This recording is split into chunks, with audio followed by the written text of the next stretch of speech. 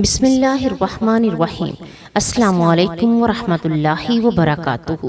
نماز تہجد پڑھنے کا بہت ہی آسان طریقہ۔ نماز تہجد پڑھتے وقت یہ 3 غلطیاں کبھی مت کریں۔ نماز تہجد کیسے پڑھیں، کتنی رکعتیں پڑھیں اور نیت کیسے کریں۔ نماز تہجد پر حضور صلی اللہ علیہ وآلہ وسلم کا فرمان ضرور سن لیں۔ اسلامی شرح میں آدھی رات کے بعد نماز پڑھنا قرآن میں صرف ایک جگہ 17ویں سورت میں یہ لفظ آیا ہے، اے نبی رات میں تہجد پڑھ، یہ تمہارے لیے نفل ہے۔ حضرت محمد صلی اللہ علیہ وآلہ وسلم نے اس نماز کی بڑی فضیلت بیان کی ہے۔ آپ ازواج مطہرات کو اور حضرت علی اور حضرت فاطمہ کو بھی ان کے گھر جا کر تہجد کے لیے بیدار فرماتے تھے۔ صحابہ اکرام بھی اس نماز کو پابندی سے پڑھتے تھے۔ آپ نے مسجد نبوی میں اس کے لیے ایک جگہ مخصوص کر دی تھی۔ رمضان شریف میں ایک مرتبہ آپ نے صحابہ کو تہجد کی نماز جماعت کے ساتھ پڑھائی۔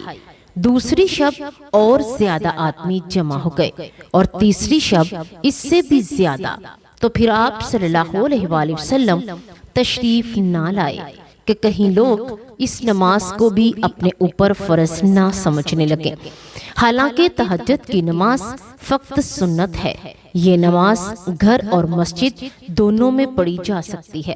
رسول اللہ صلی اللہ علیہ وآلہ وسلم نے تہجد کی نماز میں 2 رکعت بھی پڑھی، 4 بھی پڑھی اور 8 بھی اور 12 بھی اور اس سے بھی زیادہ۔ تہجد کا وقت فرض عشاء پڑھنے کے بعد سو جائیں، پھر رات میں صبح ہونے سے پہلے جس وقت آنکھ کھلے وہی تہجد کا وقت ہے۔ وضو کر کے کم از کم 2 رکعت پڑھ لی جائیں تو تہجد ادا ہو جائے گی، اور سنت 8 رکعت نماز ہے۔ قرات کا اختیار ہے، جو چاہے پڑھیں۔ قرآن یاد نہ ہو تو ہر وقت میں یعنی ہر رکعت میں 3 بار سورۃ اخلاص پڑھنا بہت بہتر ہے کہ جتنی رکعتیں پڑھے گا اس سے ختم قرآن مجید کا ثواب ملے گا۔ احادیث شریف میں ہے کہ نماز تہجد کی بڑی فضیلت وارد ہوئی ہے۔ تہجد کی کثرت سے آدمی کا چہرہ نورانی اور زیادہ خوبصورت ہو جاتا ہے۔ تہجد پڑھنے والے بلا حساب جنت میں جائیں گے۔ تہجد کی نماز کے لیے افضل وقت کون سا ہے؟ اس سلسلہ میں شیخ الاسلام حضرت مولانا حسین احمد مدنی رحمت اللہ علیہ تحریر فرماتے ہیں کہ صلاۃ التہجد کا وقت عشاء کے بعد سے صبح صادق تک ہے۔ حضرت عائشہ صدیقہ رضی اللہ تعالی عنہا سے صحاح میں روایت موجود ہے کہ جناب رسول اللہ صلی اللہ علیہ وآلہ وسلم نے ابتدائے شب میں بھی اور وسط شب میں بھی اور آخر شب میں بھی تہجد پڑھی تھی، مگر آخری ایام میں اور زیادہ تر اخیر شب میں پڑھنا وارد ہے۔ جس قدر بھی رات کا حصہ متاخر ہو جاتا ہے برکات اور رحمتیں زیادہ ہو جاتی ہیں، اور آخر میں سب حصوں سے زیادہ برکات ہوتی ہے۔ تہجد ترک حجوج یعنی ترک نام سے عبارت ہے، اس لیے اوقات نام بد اشیاء سب کے سب وقت تہجد ہی ہیں۔ تہجد کی نماز کے بارے میں ایک مشہور واقعہ حضرت عمر بن خطاب رضی اللہ تعالی عنہ سے منسوب ہے، جنہیں نبی کریم صلی اللہ علیہ وآلہ وسلم نے ایک خواب میں دیکھا تھا۔ خواب میں حضرت عمر کو تہجد کی نماز پڑھتے ہوئے دیکھا گیا۔ اس واقعے کے بعد حضرت عمر نے تہجد کی نماز کو اپنے اوپر لازم کر لیا تھا۔ ایک رات حضرت عمر بن خطاب نے خواب میں دیکھا کہ وہ نبی کریم صلی اللہ علیہ وآلہ وسلم کے ساتھ جنت میں داخل ہو رہے ہیں۔ وہاں انہوں نے ایک محل دیکھا جو سونے کا بنا ہوا تھا۔ انہوں نے نبی کریم صلی اللہ علیہ وآلہ وسلم سے پوچھا، یہ محل کس کا ہے؟ تو نبی پاک صلی اللہ علیہ وآلہ وسلم نے فرمایا، یہ محل عمر کا ہے۔ حضرت عمر نے پوچھا، کیا یہ آپ کا نہیں؟ تو نبی پاک صلی اللہ علیہ وآلہ وسلم نے فرمایا یہ محل تمہارا ہے لیکن تم نے ابھی تک اسے آباد نہیں کیا۔ حضرت عمر رضی اللہ تعالی عنہ نے پوچھا میں اسے کیسے آباد کروں؟ تو نبی پاک صلی اللہ علیہ وآلہ وسلم نے فرمایا اسے تہجد کی نماز پڑھ کر آباد کرو۔ یہ خواب دیکھنے کے بعد حضرت عمر رضی اللہ تعالی عنہ نے تہجد کی نماز پڑھنا شروع کر دی۔ وہ اکثر رات کے آخری حصے میں اٹھ کر تہجد کی نماز پڑھتے تھے اور اللہ سے دعائیں مانگتے تھے۔ ان کی اس عادت کی وجہ سے ان کا شمار نیک عبادت گزار لوگوں میں ہوتا تھا۔ تہجد کی نماز ایک سنت اور بہت ہی فضیلت والی نماز ہے۔ اس نماز کو رات کے آخری حصے میں پڑھا جاتا ہے اور یہ اللہ کو بہت پسند ہے۔ اس نماز کی فضیلت میں کئی احادیث بھی وارد ہوئی ہیں جن میں سے اسے گناہوں سے روکنے والی اور اللہ کا قرب حاصل کرنے کا ذریعہ بتایا گیا ہے۔ نماز تہجد ہو یا کوئی بھی، اس کی نیت کے لیے زبان سے الفاظ ادا کرنا ضروری نہیں، بس دل میں یہ نیت کافی ہے کہ میں تہجد کی نماز کی نیت کر رہا ہوں اور الفاظ ادا کرنے ہوں تو نماز تہجد کی نیت اس طرح کرے۔ اپنی زبان سے یوں نیت کرے کہ میں 2 رکعت تہجد کی نماز پڑھ رہا ہوں، اللہ اکبر۔ نیز اگر رات کو صرف نفل نماز کی نیت سے نماز پڑھے گا تب بھی تہجد کی نماز ادا ہو جائے گی۔ نماز تہجد کی کم از کم 2 رکعت ہیں اور زیادہ سے زیادہ 12 رکعت ہیں۔ بعد نماز عشاء بستر خواب پر لیٹ جائیں اور سو کر رات کے کسی بھی وقت اٹھ کر نماز تہجد پڑھ لیں۔ بہتر وقت نصف شب اور آخری شب ہے۔ تب تہجد کے لیے اٹھنے کا یقین ہو تو آپ عشاء کے وتر چھوڑ سکتے ہیں۔ اس صورت میں وتر کو نماز تہجد کے ساتھ آخر میں پڑھ لیں۔ یوں بشمول 8 نوافل تہجد کل 11 رکعت بن جائیں گی۔ رات کا اٹھنا یقینی نہ ہو تو وتر نماز عشاء کے ساتھ ہی پڑھ لینا بہتر ہے۔ ام المؤمنین حضرت عائشہ صدیقہ رضی اللہ تعالی عنہا روایت کرتی ہیں کہ حضور نبی کریم صلی اللہ علیہ وآلہ وسلم ہمیشہ رات کو 11 رکعت پڑھتے تھے۔ ایک رکعت کے ساتھ تمام رکعت کو طاق بنا لیتے۔ نماز سے فارغ ہونے کے بعد دائیں کروٹ لیٹ جاتے حتیٰ کہ آپ کے پاس مؤذن آتا، پھر آپ 2 سنت فجر مختصراً پڑھتے۔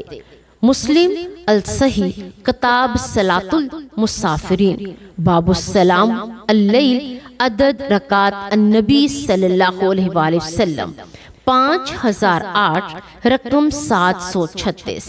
مزید یہ کہ تہجد کی نماز کے بعد توبہ استغفار ذکر اذکار خصوصاً قرآن کریم کی تلاوت کا اہتمام کرنا چاہیے اور اللہ تعالیٰ سے خوب دعائیں مانگنی چاہیے، کیونکہ رات کا یہ پہر دعاؤں کی قبولیت اور اللہ تعالیٰ کی رحمتوں اور برکتوں کے نزول کا ہوتا ہے۔